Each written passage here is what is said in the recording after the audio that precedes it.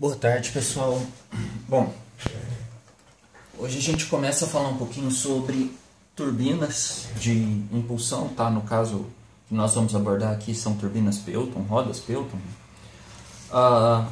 Na aula passada eu deixei disponível também alguns slides, nesses slides alguns links, então pediria para vocês assistirem alguns daqueles vídeos, links para vídeos no YouTube, né? Alguns daqueles vídeos que mostram como é o rotor de uma turbina real, como seria uma turbina desse tipo em funcionamento. Tá? Eu acho que isso ajuda bastante a visualizar, a entender o processo, como que funciona o equipamento. Aqui é só um esqueminha de um rotor de uma turbina, é óbvio que você tem um número de pás muito maior do que o que está indicado aqui. Tá? E aqui nós teríamos um jato de água que estaria incidindo sobre essas pás. Bom, lá no vídeo tem a descrição, né? Normalmente são turbinas que vão operar possuindo de 1 até 6 jatos. O número de pás, nós vamos mostrar algumas relações empíricas para se fazer o cálculo desse número de pás, que seria ideal, o tamanho da pá em relação ao tamanho do jato e assim por diante, como relacionar ou pré-dimensionar isso. Tá? Isso vai ser falado mais para frente. Mas a ideia inicial agora é você ter em mente como que seria um rotor de uma turbina Pelton. Bom, esse jato ele vai vir oriundo de uma tubulação, tá? Que vem lá da adução com a captação da água. E só para colocar uma nomenclatura aqui inicial, isso daqui nós estaríamos considerando tudo aquilo que estaria aqui para trás como sendo algo anterior à turbina, tá? Ao longo daquilo que nós vamos falar. Então, a turbina, para a gente, começaria aqui ó, no bocal.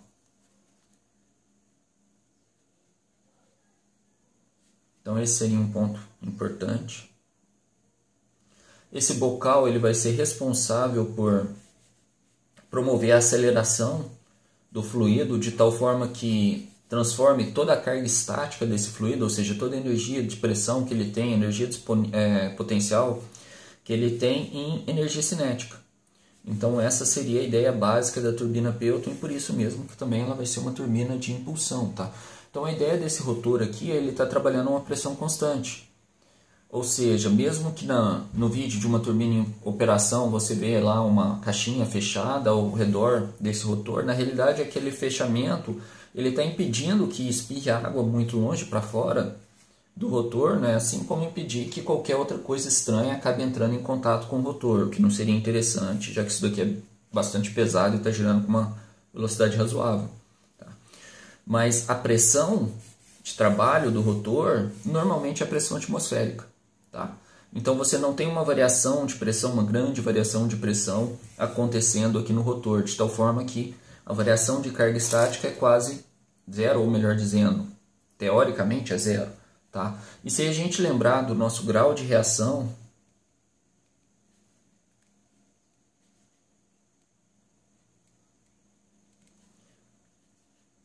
onde nós definimos lá o R como sendo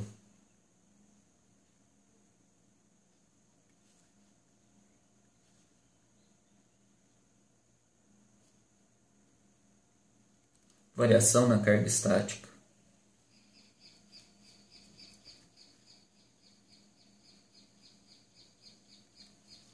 Pela variação na carga total,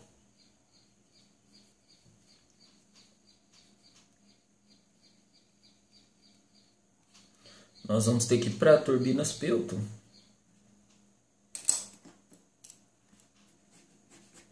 O R vai ter um valor de zero. Tá? Ou seja,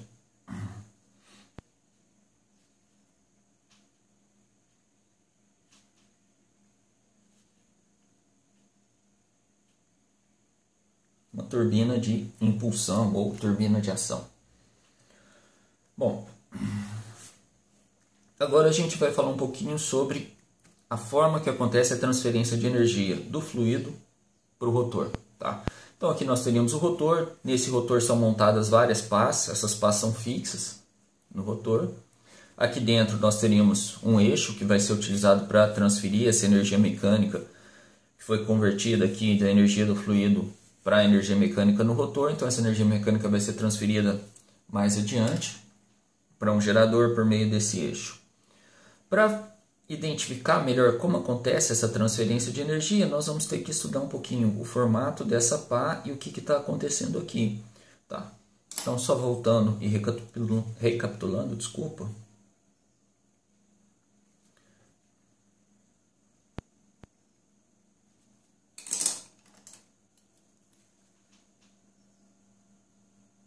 Esses seriam os principais elementos que nós vamos destacar, tá? Então o bocal ele funciona como estator. O estator vai ser uma parte fixa da máquina, uma parte que não se movimenta. Rotor é uma parte móvel da máquina onde efetivamente acontece a transferência de energia, ou seja, o local no qual efetivamente está acontecendo a conversão da energia cinética do fluido na energia mecânica do rotor, ou uma cinética do rotor, vamos falar assim, tá? No rotor, por meio do contato do fluido com as pás. No estator essa transferência acontece? Não. O estator é uma parte fixa da máquina e a energia que está sendo transferida aqui, no caso, toda a energia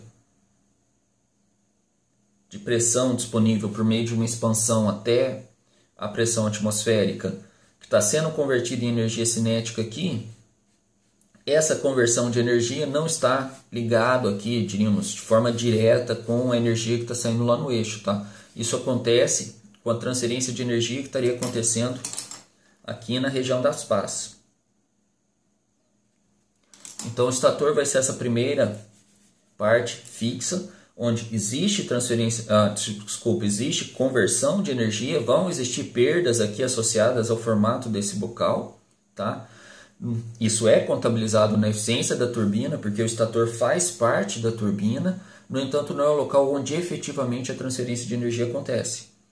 E como não existe essa conversão de energia de pressão em energia mecânica do rotor acontecendo aqui nas pás, por isso que a gente pode dizer que a variação na carga estática aqui é nula. Tá? Bom, vamos tentar dar uma olhadinha no formato dessas pás. Espero que tenham visto já o videozinho, tá? Que é só uma figurinha um pouquinho mais bem elaborada para facilitar no desenho. Então vamos pensar agora em termos de diagramas de velocidade.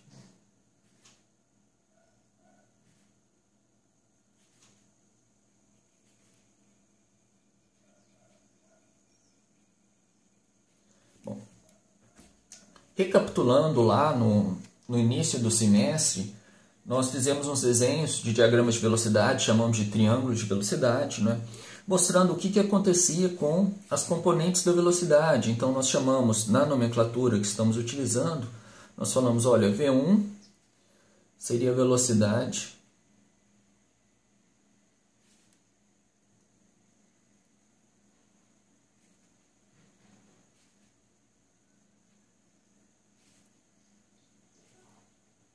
absoluta do fluido na entrada. V2, velocidade absoluta do fluido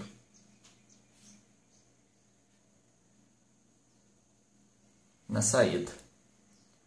Nós chamamos VT, e aí com subíndice 1 ou 2, né, para a entrada e para a saída, como sendo, tirar o subíndice daqui,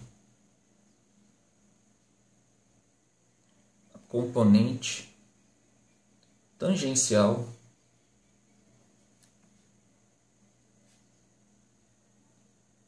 da velocidade absoluta do fluido. Nós chamamos de Vn, componente normal.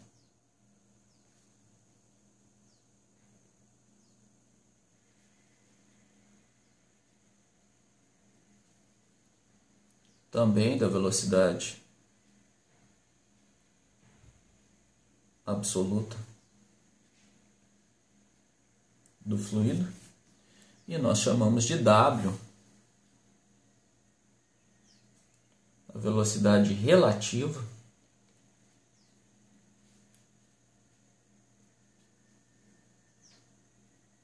do fluido. E chamamos de U, a velocidade tangencial da pá. Então, de forma simples, esses são os elementos principais de nomenclatura que nós vamos precisar aqui agora. Tá? Vamos lá, recapitulando. Por que nós falamos em velocidade absoluta e em velocidade relativa para o fluido? Porque esse rotor está em um movimento de rotação. Tá?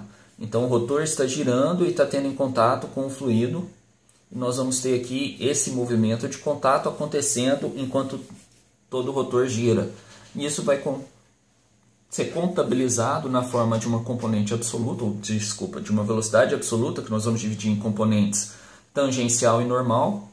Lembrando que lá, quando nós fizemos isso, a componente normal, nós colocamos como sendo uma componente que efetivamente nos dava a vazão, que no caso estaria na direção radial, naquele caso que nós fizemos lá em sala. Tá? E também a velocidade relativa e a velocidade da pá, o qual a diferença em relação à velocidade absoluta do fluido nos dá a velocidade relativa. Então, cada uma dessas pás, tá? Seria imaginando dessa forma ou dessa outra maneira aqui, se nós olharmos isso em uma outra vista, aqui seria um corte realizado nesse sentido aqui.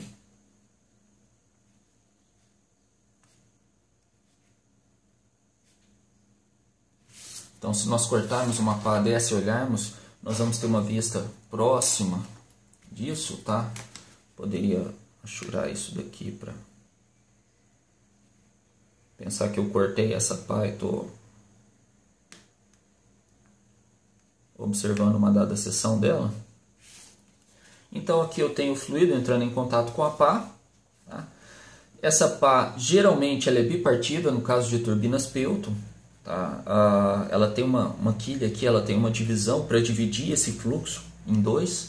Então o jato é um jato de água a altíssima velocidade, uma vez que você converte uma grande quantidade de energia de pressão em energia cinética. Então normalmente esse jato opera a velocidades muito altas. Tá? Esse jato vai entrar em contato aqui, teoricamente buscando a região central dessa pá, e essa quilhazinha aqui vai fazer a divisão desse jato em duas partes, também buscando sempre que essa divisão seja igual. Interessante disso, você vai ter componentes atuando na direção lateral aqui, que estariam na direção axial, vamos falar assim. Tá? Pensando que o nosso eixo está aqui, isso está girando em volta, então se a gente monta isso dessa maneira aqui, ó, o jato está incidindo aqui, você teria parte desse jato vindo para fora da folha, parte do jato indo no sentido de para dentro da folha. Nosso eixo está montado aqui com o rotor girando em volta, então isso estaria nos dando esforço axial. Se eu coloco isso só de um lado, eu vou estar sobrecarregando os mancais com esforço axial só para um lado. Se eu faço essa divisão para os dois lados, teoricamente eu estou minimizando ou anulando esse esforço axial, o que é algo benéfico. Uma vez que o nosso interesse aqui vai ser simplesmente no torque ao redor do eixo. Então ele faz essa divisão do fluxo e o que nós vamos fazer é a análise na entrada da pá e na saída da pá para montar o nosso diagrama de velocidades para uma turbina Francis. Bom, refazendo o desenho,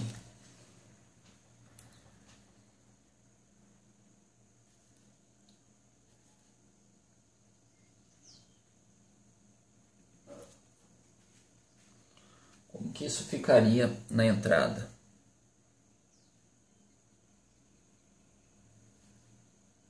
Desprezar a espessura aqui só para ficar mais simples o desenho. O que nós temos é basicamente isso daqui. Eu tenho fluido chegando a uma dada velocidade, chamar de V1 porque a gente está na entrada, e eu tenho que essa pá está se movimentando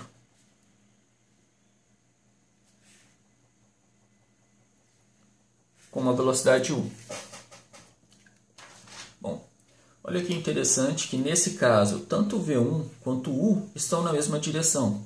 Tá? Eles são colineares, porque o jato está incidindo aqui, buscando a região central da pá, de forma tangente a essa direção. E essa velocidade u nada mais é do que a velocidade tangencial da pá. Então os dois são colineares.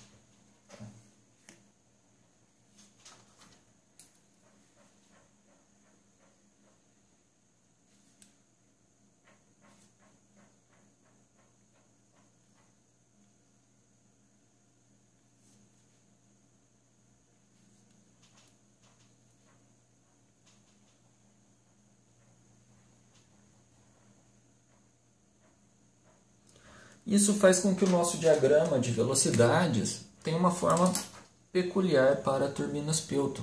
Enquanto para os outros tipos ele normalmente se apresenta na forma de um triângulo, eu vou só mudar essa cor aqui para ficar mais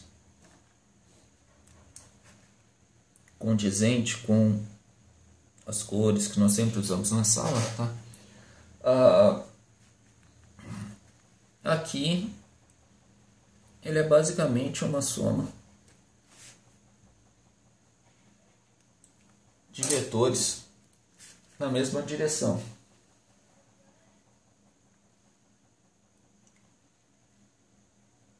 Então, posicionando os dois vetores juntos, nós teríamos aqui velocidade tangencial da pá e aqui embaixo velocidade absoluta do fluido.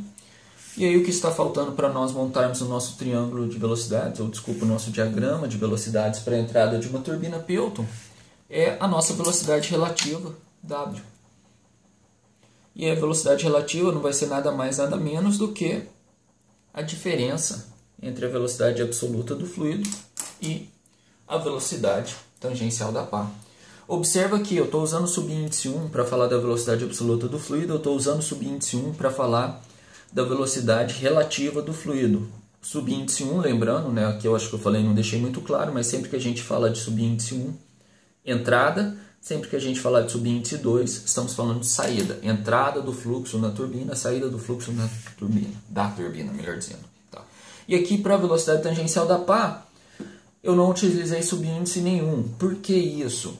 Porque se nós formos pensar aqui, ó, essa linhazinha demarcada está um determinado raio, tá, em relação à posição do eixo.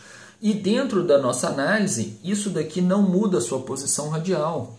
Então estaria sempre acontecendo dentro dessa linha tracejada, essa análise. Ou seja, o meu raio não muda. Tá? A posição radial é a mesma. Isso faz com que a velocidade tangencial da pá, lembrando que ela vai ser dada simplesmente por ômega-r, velocidade de corpo rígido, tá?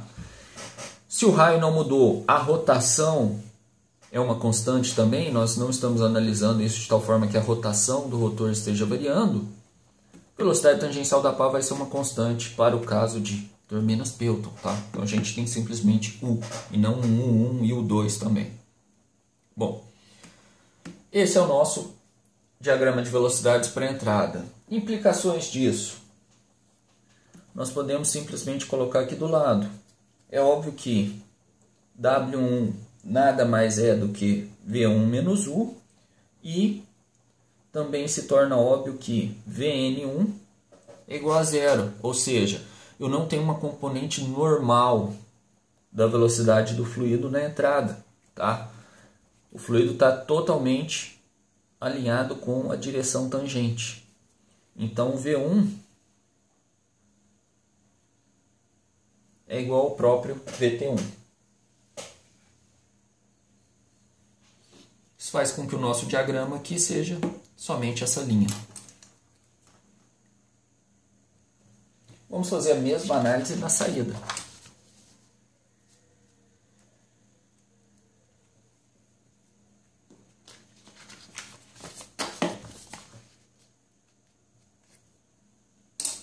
Refazer o desenho da pá.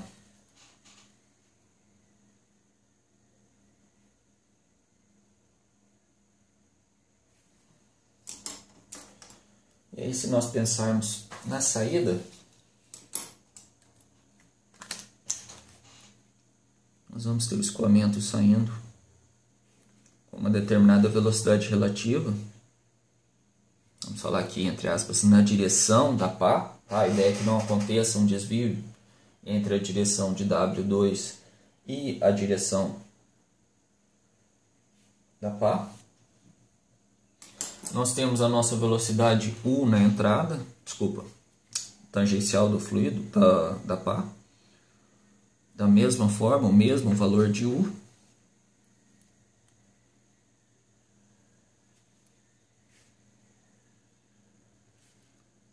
Então, aqui está a velocidade U. E a velocidade absoluta do fluido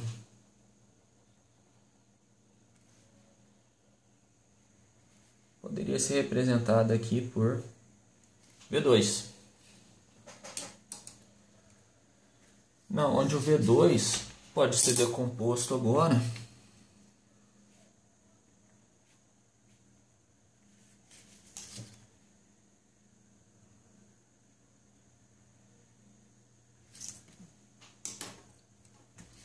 em uma componente tangencial e em uma componente normal. Esqueci de colocar aqui atrás na nossa revisãozinha de nomenclatura os ângulos. Vamos colocar aqui agora, tá? Isso daqui nos permite escrever um ângulo beta 2 e um ângulo alfa 2, onde o ângulo beta 2 seria o ângulo da pá, o ângulo formado entre a velocidade relativa e a direção tangente. E o ângulo alfa 2 seria o ângulo da velocidade absoluta, que é o ângulo formado entre a velocidade absoluta do fluido e a direção tangente. Isso daqui nós podemos extrapolar essa linha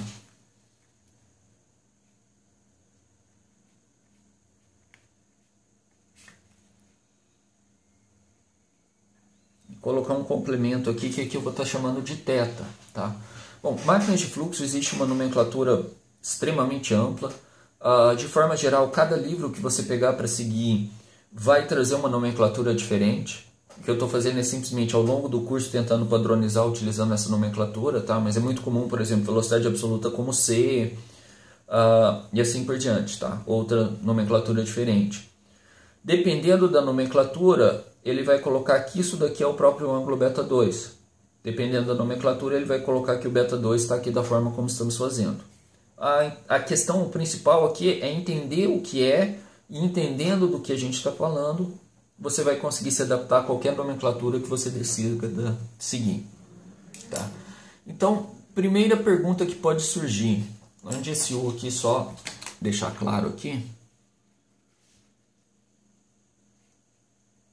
é o próprio U que está aqui, tá? Na mesma análise da linha central. Então vamos lá. A primeira dúvida que pode surgir. O que está acontecendo na turbina Pelton é simplesmente eu tenho um jato incidindo sobre uma superfície. Isso faz, ou explica, melhor dizendo, esse formato dessas pás. Imagina, se você tem um jato incidindo em uma superfície, pode pensar em um jato incidindo sobre uma colher. Se você vai na pia da cozinha, abre a torneira e coloca lá uma colher voltada dessa maneira. O jato de água vai incidir aqui, você vai sentir a resistência, a força que está promovendo. Se você vira a colher ao contrário, você vai ver que essa força diminui consideravelmente. Então a ideia é, quanto mais curvada for essa superfície, de tal forma que teoricamente, se esse jato revertesse completamente a sua direção, essa transferência ou essa variação em quantidade de movimento desse jato estaria sendo toda efetivada por meio do rotor. Então você conseguiria promover a maior quantidade de transferência de energia se o jato fizesse uma reversão de 180 graus.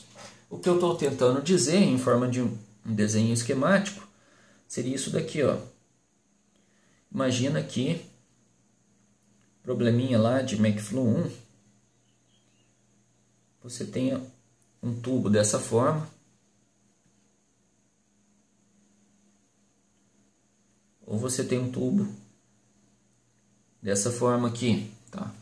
Uma entrada de fluido aqui, e a saída de cá, uma entrada aqui e uma saída aqui, ou qualquer coisa intermediária em relação a isso. A pergunta que se faria aqui é, se você considerar que aqui você tem uma flange e aqui você também tem uma flange da mesma forma nos outros e essa tubulação continua, tá? Em qual caso você teria um maior esforço acontecendo nessas flanges? Por quê? Tá. Ou vamos retirar as flanges e falar que isso daqui está simplesmente apoiado em uma superfície. Esquecendo essa ideia das flanges. Falar, olha, eu tenho uma superfície aqui que está apoiando, que está segurando o esforço desse tubo. Em qual caso esse esforço vai ser máximo? Acontecendo na nossa direção de interesse, que seria a direção tangente, que seria a direção que estaria passando aqui, ó. Fazendo uma análise simples, vocês vão concluir que nesse caso aqui, o esforço aqui seria máximo. Nós teríamos uma maior força acontecendo ali. Por quê? Nós estamos fazendo a completa reversão do movimento desse fluxo, ou seja, a variação na quantidade de movimento nessa primeira situação aqui é consideravelmente maior do que nas outras. Depois nós teríamos um segundo lugar para essa situação e um terceiro lugar para essa situação aqui. Tá? Então aqui nós teríamos a maior variação de quantidade de movimento. No entanto, para turbinas Pelton, nós não utilizamos isso daqui, que seria correspondente a falar que esse nosso ângulo θ aqui, ó, seria de aproximadamente 180 graus. Tá? Isso acontece por dois motivos. Primeiro, a construção real dessa turbina, ela não é dessa forma aqui com pás muito espaçadas. De forma geral, e vocês podem ver lá em videozinhos e fotos, tá? Essas pás são muito próximas umas das outras. Então, se a gente pensar em uma construção na onde o jato reverta completamente a sua direção, você acabaria tendo parte desse jato refletindo sobre outra pá aqui na frente, tá? E isso vai ser contraprodutivo, ou seja, você teria parte do esforço ganho na pá, tentando atuar no sentido tangente aqui na mesma direção do movimento de rotação, e no entanto parte desse jato refletido voltaria incidindo nas costas da outra pá e atuando como um freio. Estaria desperdiçando energia. E um segundo ponto é um tanto quanto complicado para você conseguir fazer com que o fluido se adira bem e faça essa curva aqui de forma perfeita com essa curvatura. Tá? Isso pode levar a alguns probleminhas indesejados em relação ao fluxo do fluido que estaria entrando aqui, né? Aqui estaria o nosso jato, tá? E saindo aqui. Em relação a esse fluxo junto a essa superfície aqui da pá. Tá? Então esses são os dois fatores para fazer com que esse ângulo θ não seja 180 graus. Na realidade, na prática, esse ângulo aqui ele tende a girar em torno de 165 graus. Bom, se esse ângulo tende a girar em torno de 165 graus, isso quer dizer que o ângulo β2, o ângulo de saída da pá, ele tende a ser aproximadamente 15 graus para o caso de turbinas Pelton.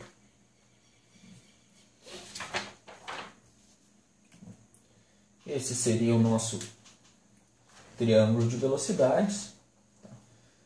Vou simplesmente redesenhar ele aqui.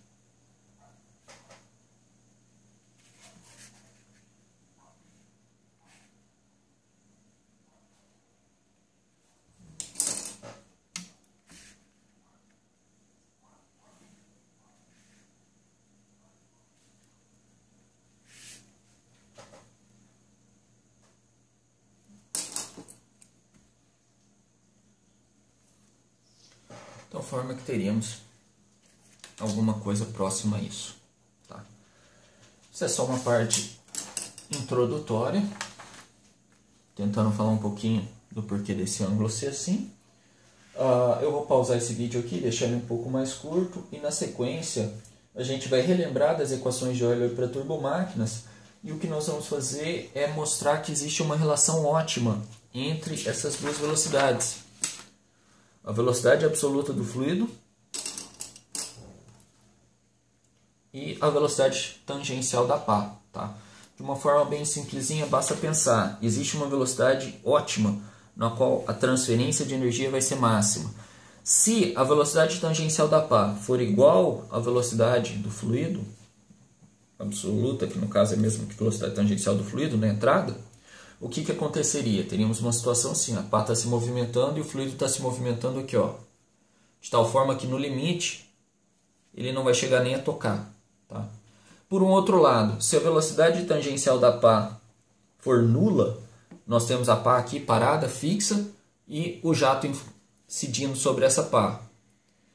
Isso vai nos dar um torque máximo, certo? O máximo de força aconteceria nessa situação. No entanto, a potência vai ser nula, porque eu não tenho movimento de rotação, essa potência não está sendo transmitida no eixo. Então existe um ponto de ótimo aí.